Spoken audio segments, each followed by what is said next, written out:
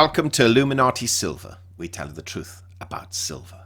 Today is Monday, the 21st of February, 2022, and we're producing our long-awaited 2022 gold price forecast. But first, our apologies for not submitting this yesterday. We have had some storms here in the UK and serious gales, which for a time actually knocked our electricity out. So we were not able to upload anything to the internet.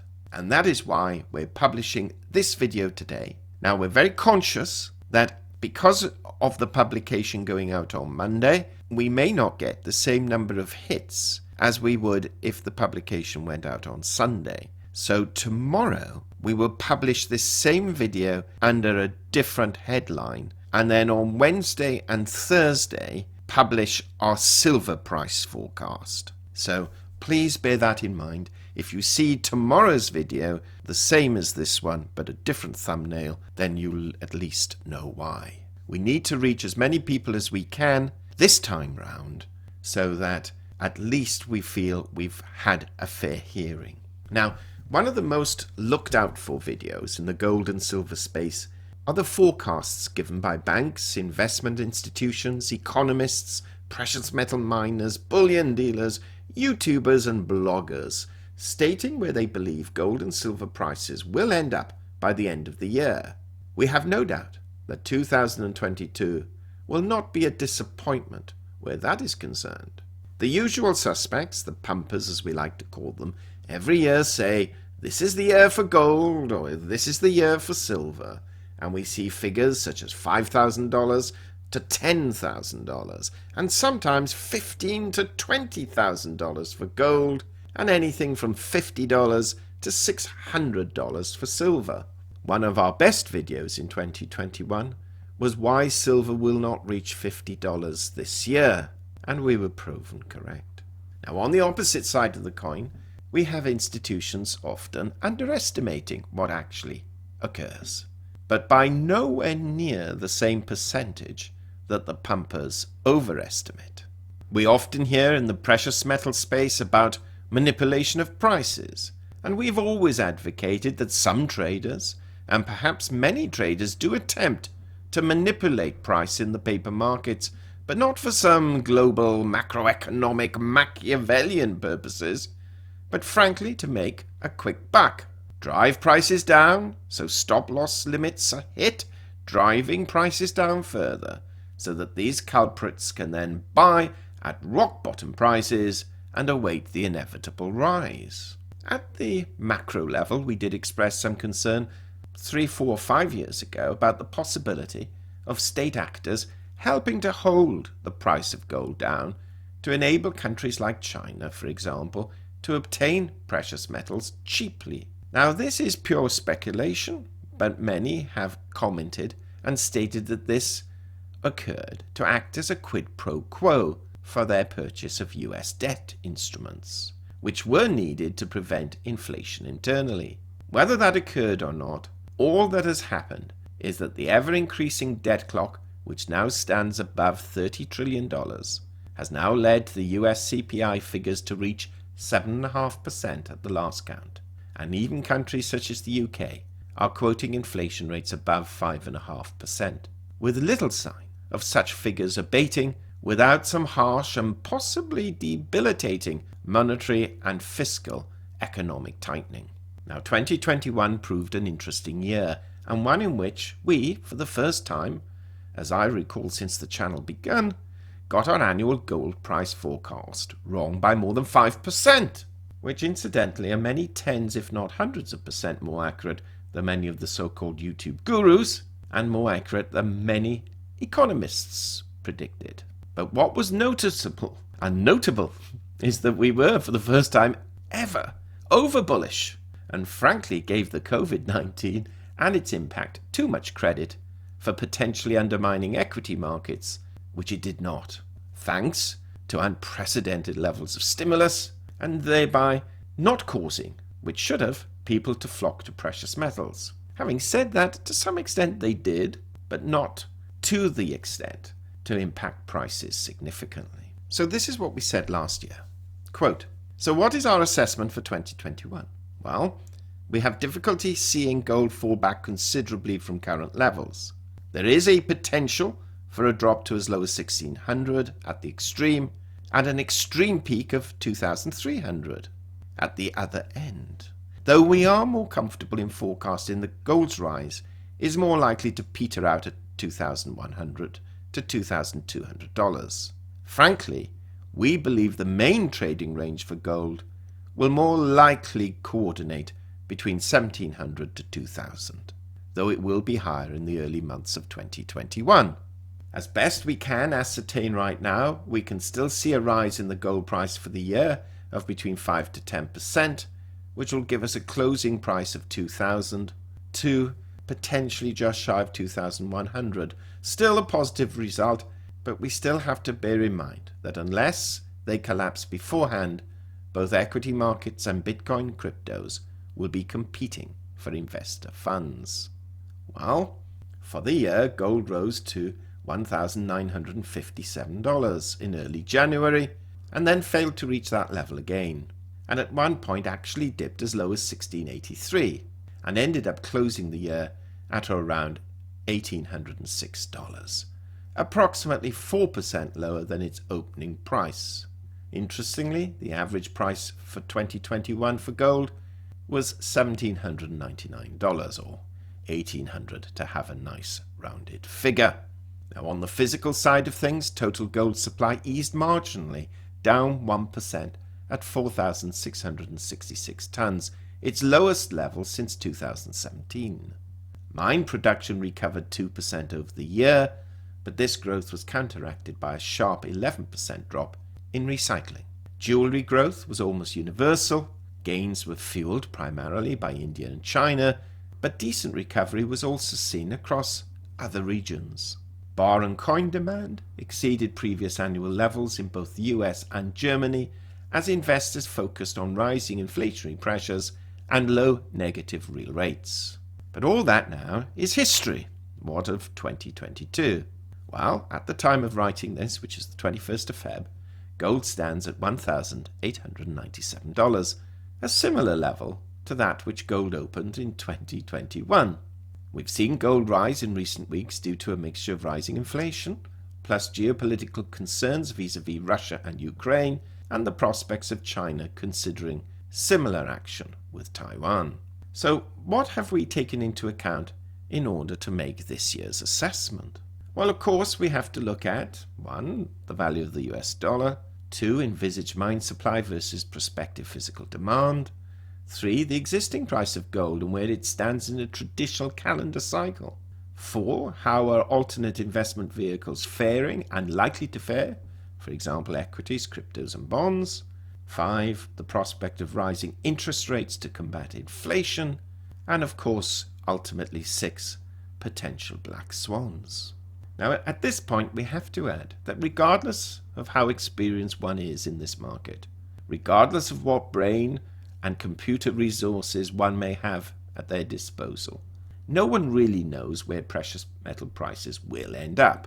That said, unlike most other YouTubers, we don't stick our fingers in the air and assess which way the wind is blowing, nor do we quote what we would like the gold price to be, nor do we look for what our favorite guru says and just copy them, perhaps altering the figures by a few percentage points. The latter is perhaps the most dangerous because most so-called gurus have a stake in the game, as many make their living from dealing with precious metals or by hyping up expectations by way of clickbait to gain views and attention. For us this year, and one of the reasons we left this assessment so late, is the potential of serious conflict between Russia and Ukraine and the possible consequences should an invasion take place. The after effects of such a move could involve gas pipeline closures, embargoes imposed, tariffs, capital and bank freezes, and God forbid counter-military action, all of which will serve to push gold prices higher than one would reasonably expect them to go. Equally, a backing off by Russia will cause gold prices to fall, and then the inflation versus interest rate equation begins to dominate. Now, we could show you a range of charts, as many in the technical analysis trade do, and try and convince you that the relative moving averages, the Fibonacci retracement values, and RSI momentum indicators based over a 1, 3, and 5 and 10-year cycle will point to price X. But frankly, whilst we use these tools, they are invariably wrong, though they appear to be based on most sound investment science. We can also undertake a quick and easy assessment of how much is likely to be mined versus likely physical demand, and derive an appropriate price based on the previous year or year's price action. And often we find this to be somewhat imprecise, often lagging rather than projecting with any degree of accuracy. Now, we make no apology for this, but we've stated quite frequently that we have ourselves devised an algorithm that has stood us in very good stead these past 7 years or so. So much so that, frankly, had we bet the house on our own forecasts and price predictions week on week, we would have actually made many millions, yes, millions of dollars a number of times over, even in a market that has, to some extent, proven laborious and uneventful. However, we do not trade day to day, and like many who follow us, just buy and hold. So please forgive us if we do not share this algorithm. Now, what is interesting to share, though, is that on a year-to-year basis, to this very day, gold is up $99. On a 3-year basis, it's up $565. On a 5-year basis, it's up $658. But on a 10-year basis, it's only up $119. But that is, of course, taking into account that 10 years ago, gold was very close to its then all-time high. Now, looking at the forecasts of many major banks, we have in fact rather lower forecasts for 2022 than the current price. Deutsche Bank, being one of the more bullish in this field, are quoting $1,750 gold. And ABN AMRO, one of the lower, are quoting $1,500. And then lower prices again in 2023 to $1,300. The World Bank is expecting the average price of gold for 2022 to rest around $1,750. Bank of America, by contrast, is expecting a positive gold outlook for this year, quoting an average price at $1,925, some 7% or so higher than the average price in 2021. Australian bank ANZ expect gold to find support in the first half of the year, but undergo downward pressure later in the year, a view that we have, when the Fed is expected to raise interest rates. They wrote in their latest commodity report, quote, "As ultra-loose monetary policy nears an end and stimulus starts to shrink, support for the precious metal sector is likely to wane in 2022. However, where we differ slightly is that we also believe equity markets will be adversely affected as well, and some of these monies could indeed find themselves into the gold and silver space if they don't go into the crypto space, that is. Now, UK research firm Capital Economics falls into the bearish camp for gold. They assess gold will fall to $1,600 by the end of the year as the Federal Reserve looks to raise interest rates, thereby pushing real rates higher, and also a stronger US dollar will act as a headwind against precious metal prices. Now, for those of you who like to see more bullish news, Jeff Clark, who submits commentary to Gold Silver, a channel I'm sure many are familiar with, believes that the minimum high for gold in 2022 will be $2,100, and a potential high with no crisis, $2,250, and potential high with a crisis, $2,500. He also forecasts that the likelihood gold is higher this year is 90%. Okay, so we have a range of opinions where people believe gold will perform. It's going to fall between $1,500 at the lowest level and $2,250 at the highest, with $2,500 if Russia does invade the Ukraine. Now, interestingly, we thought we would do what we call in the UK the fag packet test. This is where you write some quick figures on the back of a fag packet. And sometimes it's quite extraordinary how the results of doing this can often lead very close to actually what occurs. If we bear in mind that gold will move between $50 and $75 over a quarter period, unless something exceptional happens, it would be reasonable to expect that in the course of a year, we're pretty safe in assuming that gold will therefore rise no more than $300. In other words, 75 a quarter times 4, and fall no less than $300 from its current level. This in itself would give one an upper area for gold at around 2,200 and a lower level of 1,600. Now, if you add possibly 10% for extraordinary circumstances and potential black swans, we then have a maximum price of gold at 2,420 and a minimum price of 1,440. If you look, that's not way out of sync with the most pessimistic bank forecast of 1,500. So you've got 1,440 versus 1,500, and the most optimistic, what we would say sensible quotation, of 2,500. So the fag packet says 2,420. So where do we see gold moving this year? And we assure you, we don't smoke, so we're using no fag packets. Well, gold has been comfortable for some months, between 1,750 and 1,850, and moved out of this range to the upside due to Russia and Ukraine.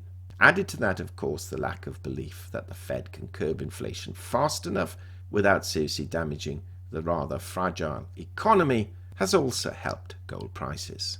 Our analysis indicates a stronger period for gold in the first half of 2022 than the second. We assess that gold could indeed touch $2,100 this year, and should there be an invasion by Russia, a rise as high as $2,330 cannot be ruled out. If no invasion takes place, then we do expect to see gold prices still reach $2,100 in the first half of 2022, but then descend potentially to as low as $1,650 towards the end of the year. That said, though, we would not be surprised to see gold stand between 1,800 and 1,900 on the last day of 2022. That's our forecast for gold. It's going to range generally between 1,650 and 2,100, with a possible blip up should there be an incursion. What are your thoughts? Do share. Do you agree with us or disagree? We look forward to your comments, but meanwhile, please subscribe to the channel, press the bell sign so you're notified of our videos, and we will not this week be producing regular morning videos, and we apologize for that as we need to get the gold and silver forecasts out, and we're going to do a few scheduling changes over the next couple of weeks, which we will advise you of shortly. Illuminati silver owners come from a background of banking, international wealth management and economics. Having now retired from these worlds, we are not qualified to give investment advice. Therefore, this and other productions must not be deemed to be giving such advice and merely represent the personal views of its owners.